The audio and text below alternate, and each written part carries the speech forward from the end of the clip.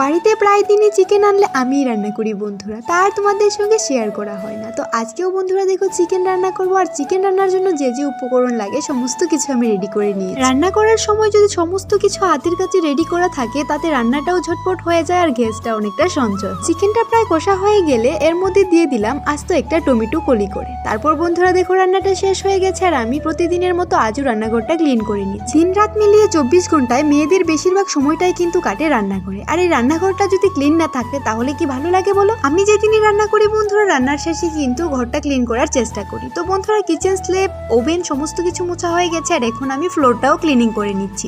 বেলা এখন প্রায় 11:30টার মতো বাজে বন্ধুরা, কিন্তু আমার এখনো স্নান করা হলো না। তো আজকে স্নান করতে অনেকটা দেরি হয়ে গেছে। তো স্নান টান সেরে বন্ধুরা এখন আমি আর মা মিলে ভাত খেয়ে নেব, আর ভাই ভাত খেয়ে চলে গেছে কোমলপুরিতে।